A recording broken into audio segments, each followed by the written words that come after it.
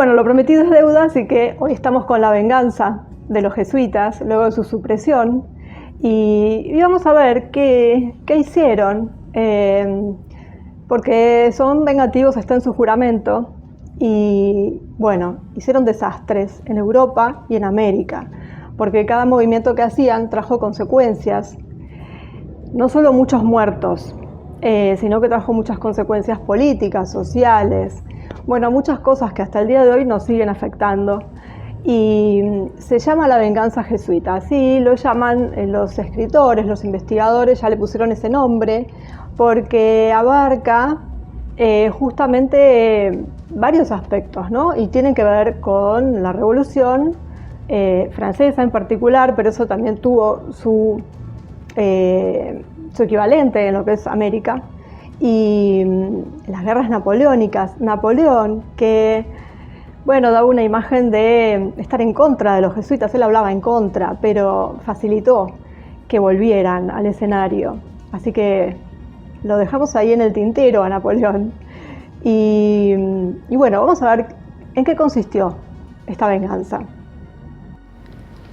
Cuando se habla de la venganza jesuita, hasta el momento de su restauración, estamos hablando que cuando fueron suprimidos empezaron a suceder algunas cuestiones, de las cuales de algunas ya hablamos, como ser, por ejemplo, el nacimiento de la sociedad secreta de los Illuminati, en manos de Weishaupt y financiado por Rothschild.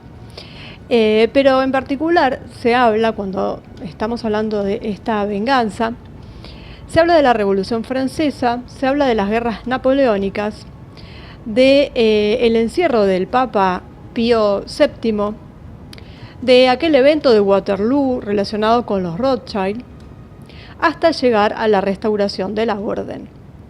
Entonces, con este nacimiento de, podríamos llamarlo secta de los Illuminati, Weishaupt y sus compañeros jesuitas, no nos olvidemos que Weishaupt era jesuita, al fomentar la Revolución Francesa, junto con los masones, porque para ese momento ya estaban infiltrados en la masonería, ya la masonería era otra cosa, estaban, bueno, como complotados, por decirlo así, y era todo un gran grupo de complotistas, donde teníamos a Illuminatis, masones, a los Rothschild, a todos que estaban pergeñando esta Revolución Francesa. Y una de las consecuencias de esta Revolución Francesa es cortarle los ingresos al Vaticano, porque digamos que Francia, como Estado monárquico, le entregaba mucho dinero en impuestos a el Vaticano. Una vez que sucede la Revolución Francesa, que queda depuesta la monarquía, entonces ya ese dinero que normalmente fluía hacia el Vaticano, de golpe se corta. Entonces, al lanzar y liderar la Revolución Francesa, logran que estos ingresos se vean menguados, es decir, los ingresos totales del Vaticano se vean menguados, porque es decir, los ingresos provenientes de Francia ya no los tenían. Además, dirigieron la conquista de la Europa católica por parte de Napoleón. Eso es lo que son las guerras napoleónicas. Todos sabemos que fue invadiendo país por país, fue poniendo a sus hermanos o a sus generales de confianza al deponer a los reyes y ponerlos a ellos como nuevos reyes o gobernantes de cada uno de estos países católicos. Y él además, bueno, se hace nombrar emperador a la vieja usanza. Esto es algo, detrás de todo esto, por supuesto, estaba todo este grupo, y esto es algo que después vuelve a suceder con el líder del nacionalsocialismo en Alemania en la Segunda Guerra Mundial, y no por nada siempre se hace una comparación, o se los pone casi en un mismo nivel, a Napoleón y a, vamos a decirle Adolfo, para que no haya problemas. Siempre se los pone en la misma línea, muchas veces lo llaman los anticristo, pero porque básicamente sucedieron cosas muy parecidas y siempre con la misma gente atrás.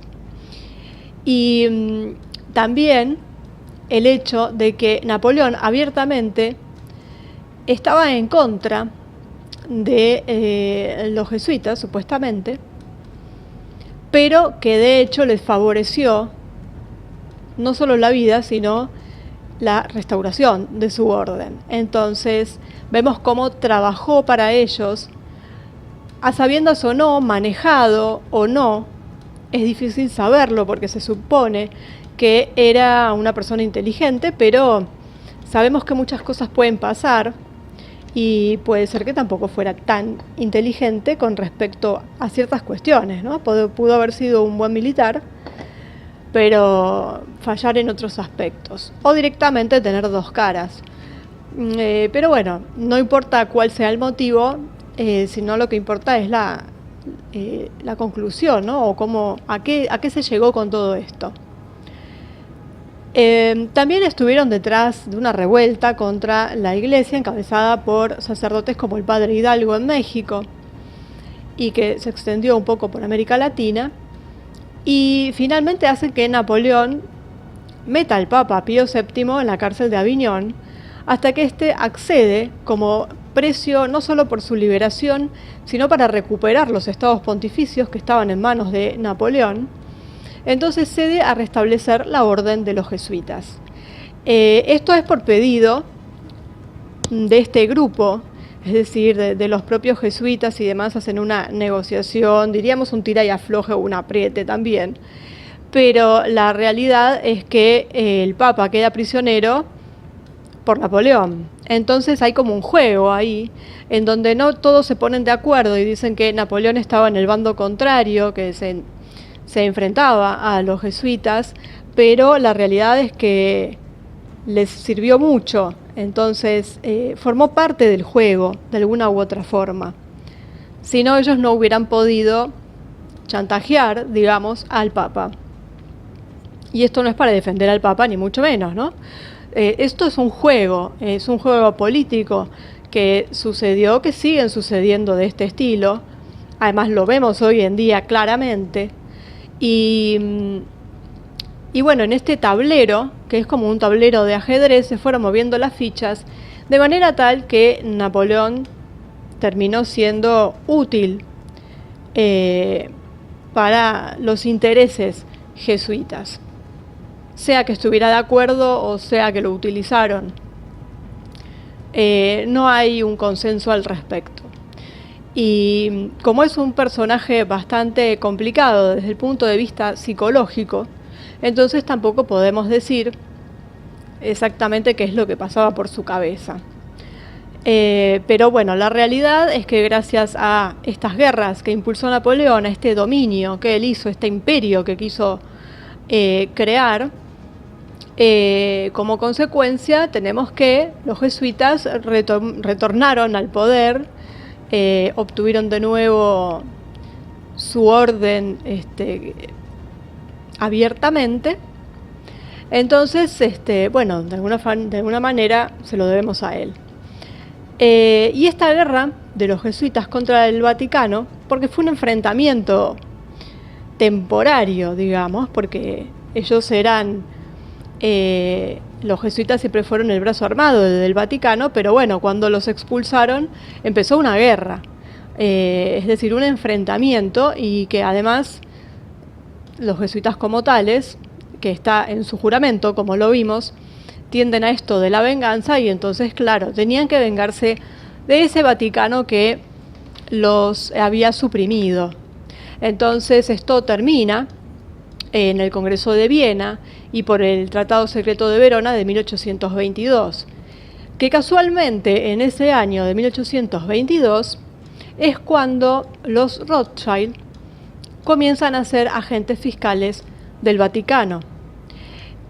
Y si volvemos hacia atrás, haciendo una pequeña rememoración de los hechos, tenemos que los Rothschild eran socios de Weishaupt dentro del grupo de los Illuminati. Weishaupt era jesuita, y entonces ahí termina de cerrar el círculo en donde todos sacaron su tajada. Los jesuitas retomaron su poder, los Rothschild se hicieron del fisco del Vaticano, el Papa obtuvo su libertad y obtuvo nuevamente el poder sobre los estados pontificios. Y bueno, Napoleón fue el que salió perdiendo. Y ocurre el episodio de Waterloo, donde, además de perder Napoleón, que bueno, en un punto se lo tenía merecido, podríamos decir, esto lo digo a título personal, Rothschild se hace más rico todavía con aquel episodio que ya contamos, de que él se entera del resultado de la batalla mucho antes que los demás, hace correr la noticia inversa, entonces mucha gente vende los bonos del Banco de Inglaterra pensando que ellos habían perdido. Él los compra a muy bajo precio, por supuesto, y antes de que cuando llega la verdadera noticia de que el que había perdido era Napoleón, entonces él estaba lleno de bonos que su valor se fue a las nubes. Entonces hizo muchísimo dinero con una movida de este tipo. Entonces fue el gran ganador de todo esto, quizás más que todos los otros, pero bueno, todos sacaron ventaja y en realidad esto es nombrado como la venganza jesuita y vemos todo lo que para el mundo significó. Una revolución francesa que tuvo, digamos, consecuencias en muchas partes del planeta, o sea, en toda Europa y en América, tuvo grandes consecuencias. Las guerras napoleónicas, todo lo que eso implicó, no estamos contando los muertos que hubo en la Revolución Francesa y en las guerras napoleónicas, que fue terrible, la Gran Armada que sufrió unas bajas tremendas, bueno,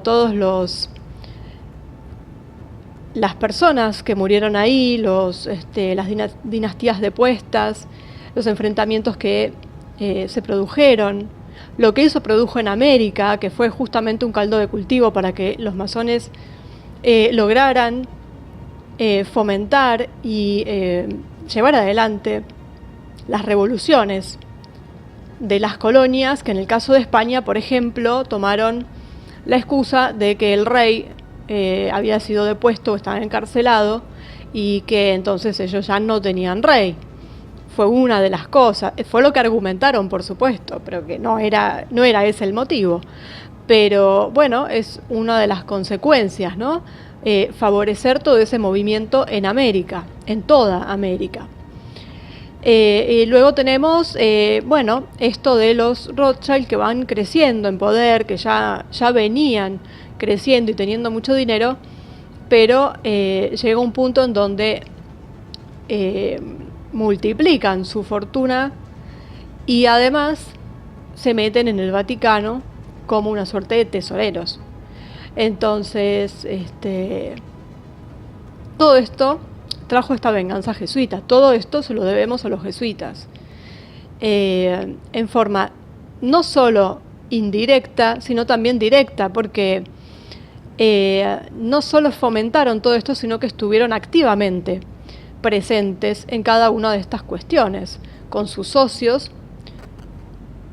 y actuando con su brazo armado, con su lavado de cabeza a nivel de educación. Y bueno, y ahí están.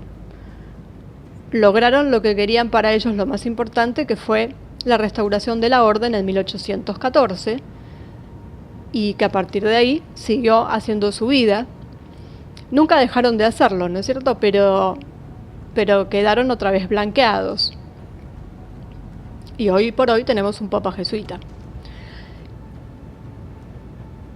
Así que, bueno, esto es un gran punto dentro del mapa que incluye todas estas cosas, que no hace falta volver a extendernos sobre cada punto en particular porque ya hablamos bastante de cada uno, aunque sea en diferentes videos o desperdigados por diferentes videos, pero lo importante de remarcar esta vez era esto de que esto está englobado, todos estos puntos de la Revolución Francesa, guerras napoleónicas, lo de Waterloo y los Rothschild, todo esto está englobado en esta venganza jesuita que termina con la restauración de la orden en el año 1814.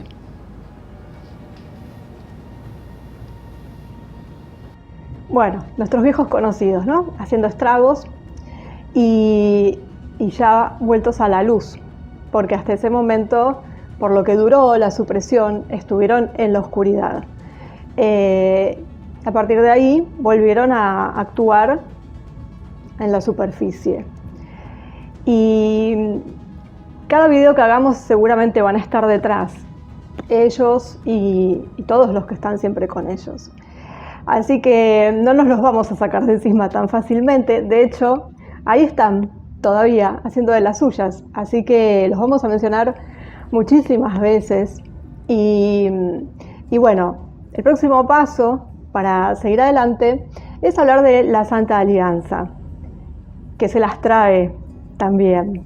Así que, y esto va todo en un camino direccionado hacia ver después esto cómo repercute, por supuesto, en toda Europa, la infiltración en América, en Estados Unidos en particular, pero bueno, de a poquito vamos viendo cómo eso después también va bajando en el continente. Así que, bueno, para el próximo, los vericuetos de la Santa Alianza.